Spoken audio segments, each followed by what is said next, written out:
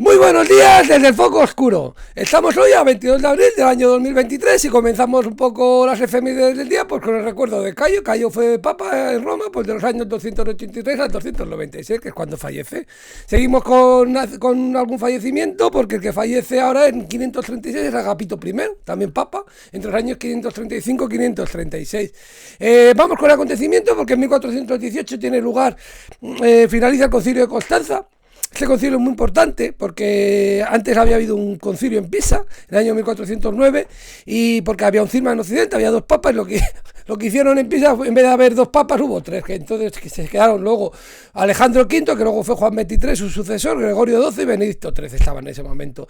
Entonces, pues juntaron un poco, Juan XXIII le quitaron el no se quito, se fugó, pero bueno, al final aceptó dejar de ser papa, Gregorio XII también, pero Benedicto XIII pues se quedó en sus 13 y siguió siendo papa, se vino a Peñíscola y bueno, pero bueno, al final lo que hicieron fue quitaron a todos los que había y eligieron a Martín V, el 11 del 11 de 1417 como papa y se acabó un poco el cisma, porque luego ya cuando se murió Benedicto XIII pues ya no siguió nadie de papa y tal y volvió a unirse a la Iglesia de Occidente, hasta que vino Lutero poco después y la rompió del todo. Pero bueno, y también tuvo lugar la condena de Jan Hus, que era un sacerdote checo y bueno, pues fue condenado por herejía, fue allí con impunidad y se lo cargaron. Del 7 de 1415 se lo cargan. Bueno, seguimos un poco con el Tratado de Zaragoza. El Tratado de Zaragoza es un tratado que tiene lugar entre España y Portugal. Lo que hacen es dividirse un poco a Asia. Antes se habían dividido por el Tratado de Tordesillas un poco lo que era América y ahora se divide en Asia. Lo que hace el rey de Portugal, le entrega 350.000 ducados a Carlos V, que necesitaba mucho para la guerra, y a cambio de ello pues le da permiso un poco, sobre todo lo que es importante aquí son las Islas Molucas, que entran dentro de la órbita de Portugal, de aquí para allá, para Portugal, porque es donde ahí están las especias. Pues sí, esto aquí tenemos, aquí a ver si se ven ahí, un poquito de pimienta y nuez moscada, pues sí, porque eso daba mucho dinero. Era revocable, o sea, si el Carlos V devolvía el dinero, podía volver a explotarse. Lo que pasa es que no. Filipinas, aunque le tocaba la parte de Portugal, la cogió España y no hubo tampoco problemas. Bueno, seguimos en otro acontecimiento. En 1917 es prácticamente uno de los primeros momentos que tiene lugar la utilización de gases en una guerra química. La batalla de Ypres, un poco antes del frente de Rusia hubo también, pero no tuvo ningún efecto prácticamente. Todavía aquí tampoco tuvo mucho. Luego ya cuando salió el gas mostaza, porque aquí lo que soltaron fue cloro, entonces no era muy letal. Cuando el gas mostaza ya es otra cosa, ya era más importante. Bueno, pues en 1917, en la batalla de Ypres, se tiraron 160 toneladas de cloro. Bueno, vamos con un acontecimiento en España. Pues en 1931 tiene lugar la inauguración del aeropuerto de Barajas, se abre al tráfico aéreo internacional. Bueno, pues ahí seguimos con el Día de la Tierra. En 1970 empieza un poco el senador Gaylord Nelson un poco a promocionarlo y ya la Asamblea General de la ONU pues decide a partir de 2009 adoptar el día de la Madre Tierra, de la Pachamama, pues el 22 de abril como el Día de la Madre Tierra. Pues nada, pues que cuidémosla un poquito, a ver qué dejamos. En 1985 tiene lugar el comienzo de los juicios de las juntas de Argentina. Se juzga a las juntas militares que habían, pues por delito pues porque habían matado a mucha gente, las habían entonces. Y se condenó a 5 de los militares acusados, entre ellos a Videla y a Masera, fueron condenados a reclusión perpetua. Lo que pasa es que luego hubo leyes de impunidad, luego se revocaron, hay bastante historia. Bueno, seguimos con 1989, tiene lugar el funeral de Estado de Hu Yaobán. Ya hablamos como la revuelta de Tiananmen un poco tiene que ver con esto, porque cuando él fallece el 15 del 4 de 1989 empiezan a juntarse un poco reivindicando ciertas cosas, entre otras cosas libertad de expresión y tal, y al final pues tiene todo esto mucho que ver. Era un personaje muy importante, había sido secretario del Partido Comunista. En 1451 vamos con nacimiento, nada más nada menos que nace Isabel la Católica, la reina de Castilla, del año 1475 a 1504, y consorte de Aragón, de todo lo que era lo que se llamaba la corona de Aragón, de 1490 a 1504, nació allí en Madrigal de las Altas Torres. Wilhelm Sicard nace en 1592, es un matemático que lo que hizo fue crear una máquina de calcular, así como de madera, se movían una serie de engranajes y hacía una serie de operaciones matemáticas. También tiene un cráter lunar, o sea, que pueden ver. Seguimos porque en 1658 nace Giuseppe Torelli, que es un compositor, hace conciertos de trompeta y alguna cosita más. Immanuel Kant, pues si quieren leer algo así ameno, entretenido de leer, pues se puede leer La crítica de la razón pura y La crítica de la razón práctica, que son sus dos obras principales, tiene más. Bueno, y el famoso imperativo categórico lo establece él nace en Königsberg, que hoy es en día Kaliningrado, que es de Rusia, en su época era Alemania. Y prácticamente es Alemania, pero Rusia se lo quedó muy bien, quedado en la Segunda Guerra Mundial, porque además no pasó a nadie más que a Rusia. Bueno, pues y los famosos puentes de Königsberg, hablamos de ellos en su día. El imperativo categórico dice que obra solo según aquella máxima por la cual puedas querer que al mismo tiempo se convierta en ley universal. Pues sí, él tenía un sistema deontológico muy interesante, bastante dificilillo de entender. El idealismo alemán, bueno, pues tiene que haber filósofos, que sería el mundo sin filósofos. Bueno, en general Castaño, pues nace en el año 1758, que se cogía muchas borracheras, le llaman general Castañas, no, se iba a llamar Castaño de verdad. Pues nada, pues fue el general que entre otras cosas pues venció en la batalla bailera a los franceses, que fue una gran victoria. Bueno, aquí le tenemos en el cuadro de José Casado de Alisal, ahí el que levanta el sombrero es el general Castaños. Lo siento, creo que es de Dupont.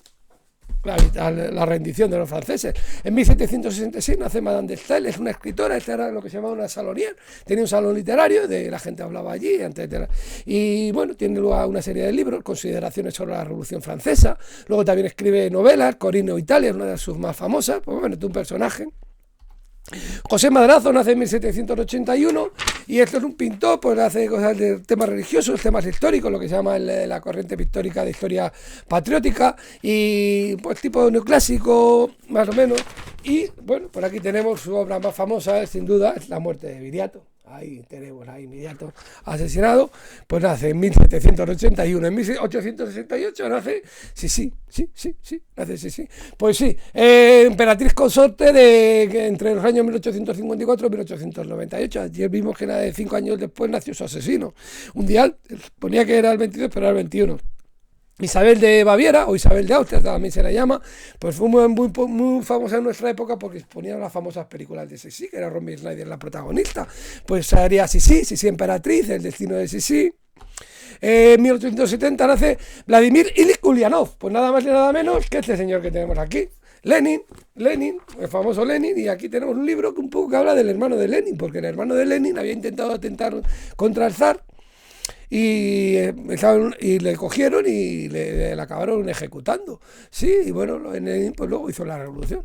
¿Qué le iba a decir? Pues sí, que además fue al colegio donde estaba el padre de Kerensky también, curiosamente. Todo un personaje, Lenin, tenía una gran determinación, luego puede gustar más, puede gustar menos, pero tenía ciertos dotes.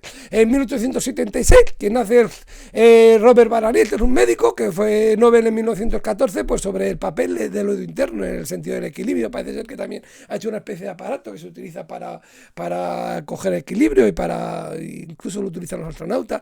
Bueno, pues hay una escritora ensayista que nace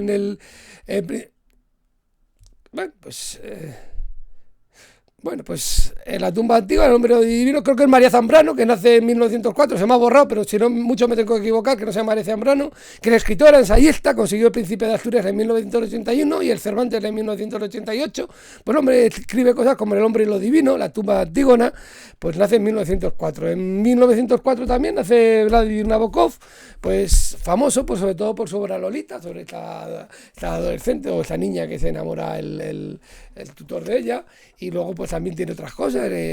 También era entomólogo, pues de hecho hay un género de mariposa que se llama Nabokovia, y bueno, también yo me he leído suyo que me gustó también, Rey, Dama, Ballet, también un libro muy interesante. Él escribía al principio en ruso, pero luego escribía en inglés también cosas.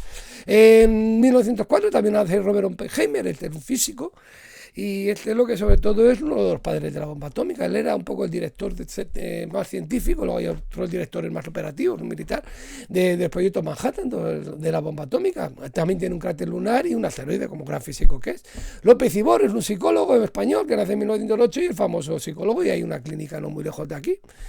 Sí, uno está un poco así de la cabeza un poco. En 1909 nace Indro Montanelli, es un escritor, también hizo algunas obras de teatro, pero sobre todo es conocido por sus libros de historia, que son libros pues muy amenos, muy fáciles de leer, no como Kant. Tiene aquí la historia de los griegos, es muy famosa, tiene cosas de Italia también.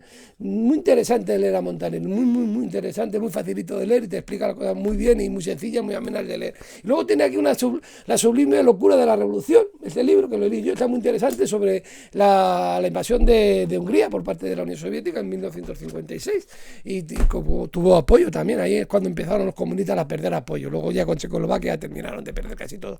Bueno, en 1923 nace Betty Page, esta es una pin-up americana, es lo que fue una modelo y era en la cultura rockabilly era muy famosa y pin-up se llamaba estas fotos que había, pues un poco tener aquí su foto, una foto suya de esta mujer un poquito picante y aquí también se hacían dibujos, por aquí la tenemos un poco, con su flequillito, pues todo un personaje. Seguimos, esta nace en 1923, que en 1929 quien nace es Cabrera Infante. Este es un escritor cubano, bueno, y sobre todo ganó el premio Cervantes en 1997 y tiene una obra muy conocida suya, sobre todo Tres tristes tigres que comían trigo en un plato y en un trigal. Pues tres tristes tigres, madre mía, hasta el día bueno. En 1937 quien hace Jack Nicholson, ese gran actor, empieza a hacer una película un poco de culto, que es Easy Rider, que está muy interesante. Luego hace películas muy buenas como Chinatown, Alguien voló sobre el nido del cuco, por eso consigue el Oscar a Mejor Actor de 1976. Un peliculón muy buena, El Resplandor, La Fuerza del Cariño, consiguió el Oscar a Actor de Reparto y Mejor Imposible también volvió a conseguir el Oscar por una película muy graciosa, está muy bien, con el perrito. Shin Miyake nace en 1938, es un diseñador japonés y bueno, muy famosas son sus colonias, muy originales, sobre todo los frascos. Jason Miller es un actor que nace en 1939 y pues quién es el exorcista joven, famoso del pues nace en 1939, luego hace poco más, pero bueno, él también escribió un guión de una obra que también fue bastante conocida. En 1950 vamos acabando un poco con Peter Frampton, que es un músico que sobre todo es conocida por esta canción. ¿Os acuerdan de Peter Frampton? De esta canción, sí, esta es bastante conocida. Bueno, nos vamos empezamos con un Cayo, nos tenemos con otro Cayo, porque en 1968 nace Fernando Cayo.